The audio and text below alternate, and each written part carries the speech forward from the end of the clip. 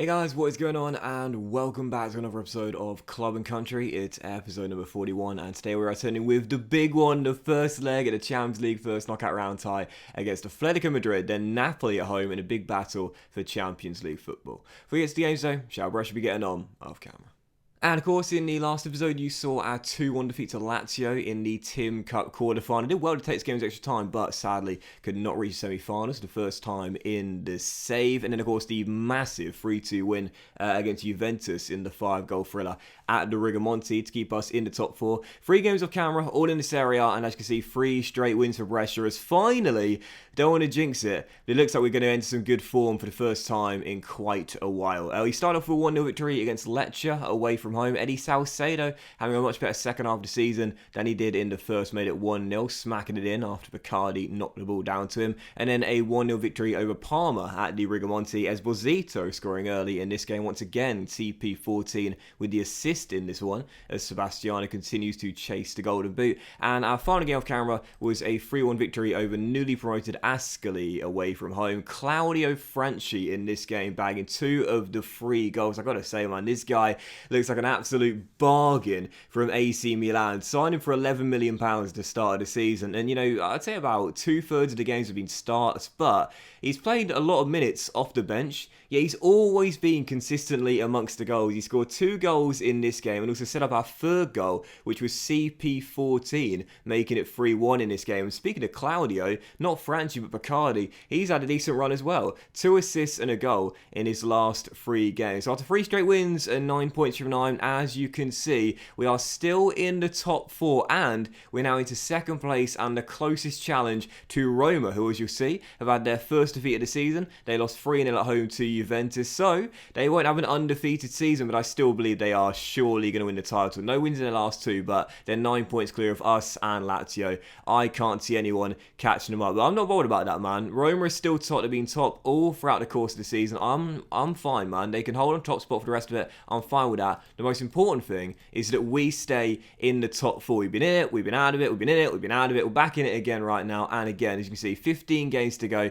5 points clear of Inter and Atalanta. I think no matter what, we'll have European football at Rigamonti, but Champions League to Europa League, there's a massive difference between the two. I want the former, as things stand, are on course to get it.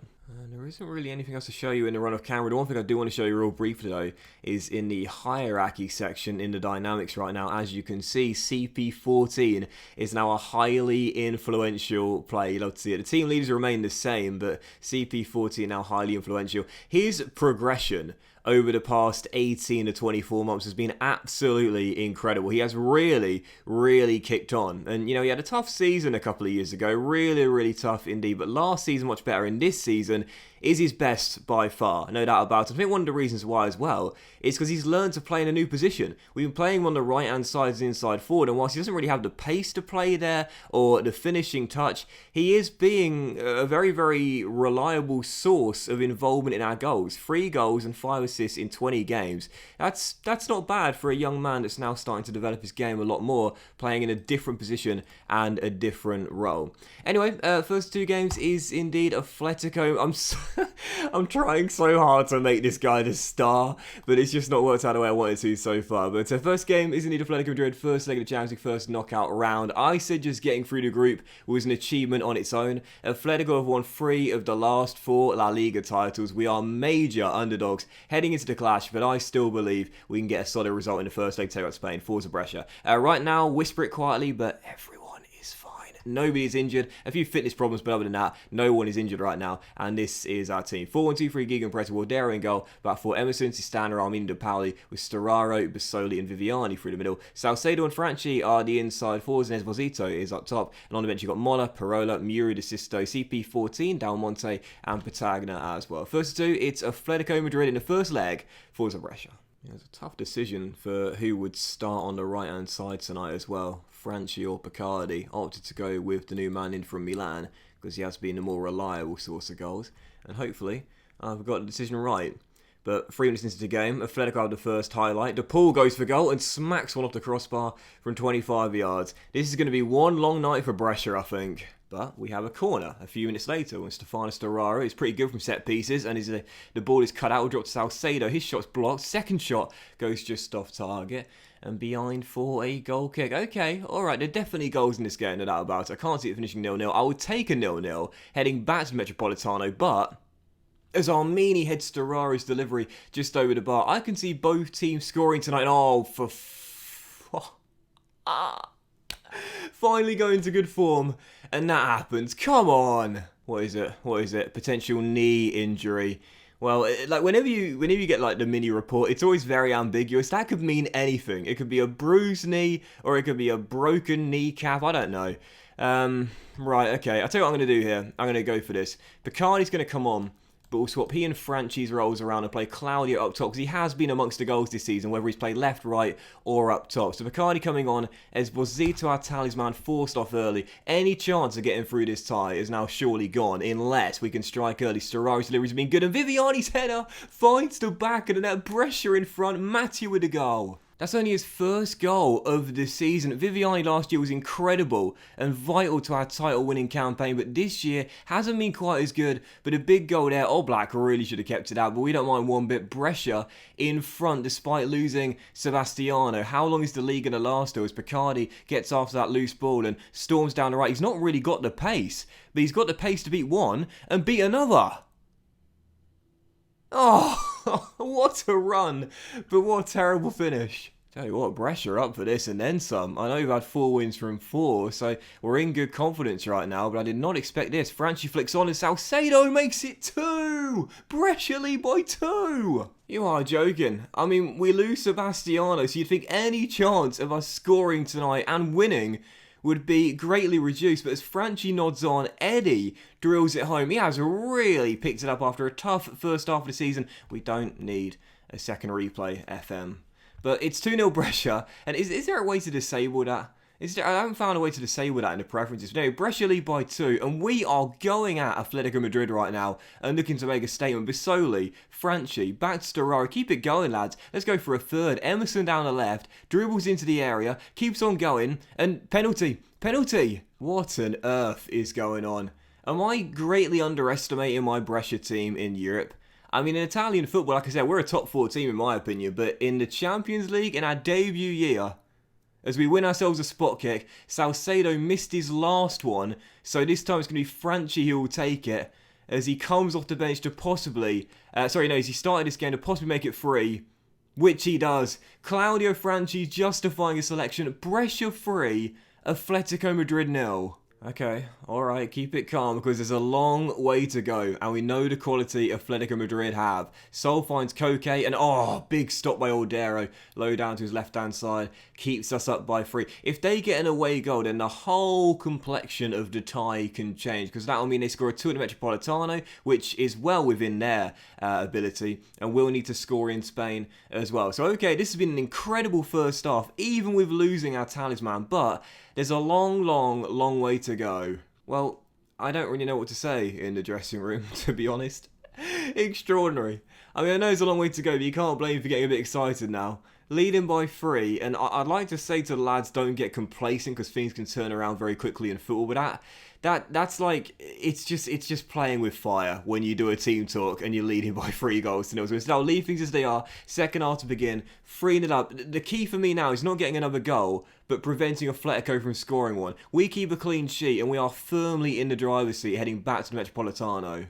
Corner. Brescia, Storaro, whipped in, Franchi tripped, penalty for Brescia. This is unbelievable. Where are you going, ref? Where are you? Just give it. Just give it. It's the same outcome every single time. Like, what I want to see FM do is either make it so sometimes the incidents aren't given as penalties or just award it on the spot, because it's 100% of the time it's always a penalty. It's just one of the two things there. Either, sometimes don't award a penalty, as Franchi bags his brace and Brescia lead by 4, or just award it on the spot to speed things up. Regardless, 21 minutes on the clock.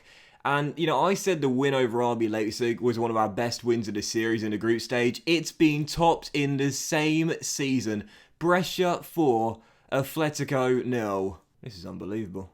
Absolutely unbelievable. Storaro, dispossessed, and here come Atletico, and they need a goal. They take a 4-0 defeat back to Spain. They're in trouble as Morata beats Astana, or Derry prevents them from getting what would have been a crucial away goal. The key now is to keep this clean sheet. Forget about a fifth goal, just don't concede. You can tell they are really going for it now, in desperation mode. They need to get themselves an away goal. Otherwise, I wouldn't say we got one foot in the quarterfinals. We certainly got a couple of toes in there, that's for sure, as they'll build out from inside their half, desperate to take something back to Spain. Olsen down the right, back to Zaracho, into Sol, with a great ball out wide towards Shallow. Across comes to Powell. He blocks the cross though, wins it back and starts a break. CP14, back to Armini, as we shall play out. Bisoli to Franchi, lovely first time through ball, and Salcedo is away down left, brings one man across, beats him, and his shot is easily caught. I don't think anyone saw this coming, and I certainly didn't. Great ball by De Pauli, Franchi for free. Oh, what a big save. Huge save by Jan Oblak. That's the fifth goal if it was to be scored. That's the tie over. Claudio spurns the chance on a match ball for now, but almost got it directly afterwards. Again, Jan Oblak single-handedly keeping Atletico in the tie, despite conceding 4 goals. Without him, this tie would be over, but the leg is over, and Brescia are going to claim a huge win. 53 seconds to hold on to the clean sheet and prevent the away goal. Picardi wins it back, and Franchi, trying to break away here, is released by Del Monte, and his shot's blocked, and Atletico will clear. I can't believe I'm saying this, but 4-0, we should be leading by 5 or 6. Picardi. Del Monte, Bisoli, shoots on Muru. Easy save. Should have scored more, and oh my word. How typical is that? Should have scored more, should have found a fifth, and then with seconds on the clock, Atletico have got a lifeline to take back to Spain. If this would have finished 4-0, I would have said we got one foot in the quarters, but instead, Atletico have got the quality to reduce the deficit. Sol takes a touch, drills it in, Ordero probably should have saved it, but a consolation for Atletico, and perhaps a lifeline as well. Amazing win, but a little bit of a dampener towards the end. I mean, I'm not going to complain about 4-1 against Atletico Madrid. Come on now. Seriously, I thought we'd lose this game, especially when Esposito went down so early. But people have written us off today, and you proved them all wrong. Well done on a great result. A huge win for Brescia, but the real question is, how bad is the injury for Sebastiano Esposito? Fuck! I mean, it could have been worse, but it could have been a lot better. 5 to 6 week injury for Sebastiano Esposito. Bollocks. Don't worry about your injury. I know these things can be frustrating, but try to focus on your recovery. I'm completely focused on my recovery and getting 100% fit again. Thanks for support. No worries, bro. No worries. This season, of course, has been his best season by an absolute country mile, and that is saying something when you consider how good he's been consistently throughout the course of the season. He's an elite striker. He's one of the world's best, and he's only 21 years old. Absolutely phenomenal attributes. 17 goals in 23 Serie A games and 6 assists as well. He was on course to win the Golden Boot. That might not happen now that he's going to miss just over a month's worth of football, perhaps 2, depending on how long it takes for him to recover. He's the reason why we're in second place. He's the reason why we got into the knockout stages, or one of the big reasons why, the Champions League. But now he's down. In fact, no, he's not. 1 goal. Wow, is that all he got in the Champions League? I thought he scored more than that in the group. Obviously, he didn't. But anyway, Esposito down. That's the only negative to what was otherwise a fantastic victory. Oh, and of course, Atletico scoring the late goal as well is not good either. But, well, I guess the only good thing about it is that Claudio Franchi is going to have the chance to shine on a more consistent basis up top. And that's where we decided to play him. And I know both his goals came from penalties, but he looks very, very impressive from what we've seen of him this year. 9 goals in 19 games in the Serie A, 12 in 23 in all competitions. And yeah, that's what I'm going to be doing. I know Patagna could play there and play for his contract. I could move Salcedo there as well. But no, for me, what it's going to be is a straight swap. Franchi up top and Esposito, of course, out. So CP14 will come on the right-hand side once again.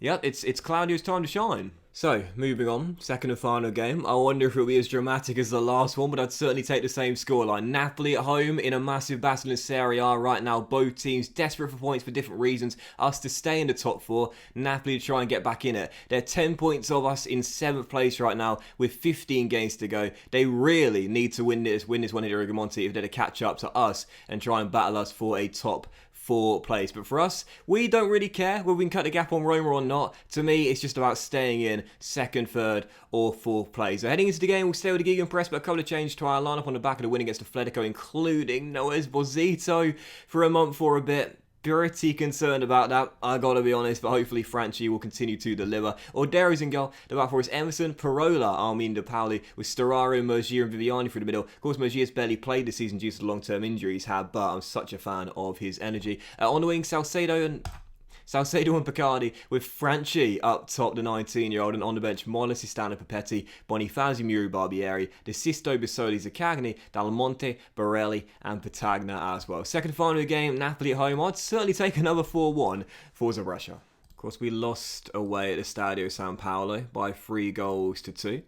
And, you know, I said it before, you can't afford to lose back-to-back against a team that you're competing with for an objective, be it the title or European football, or simply to avoid relegation in a league which is decided primarily on head-to-head records. So, you know, we might be 10 points ahead right now, but Napoli have got more than enough quality to cut the gap. This has to be, at the very least, a point, but a win to cancel out the win they had in Naples would be massive as well, as Kumbula, dispossessed by Mergia, who finds Franchi, and Salcedo's way down left-hand side. Might need some help here, Eddie, or can he do it himself?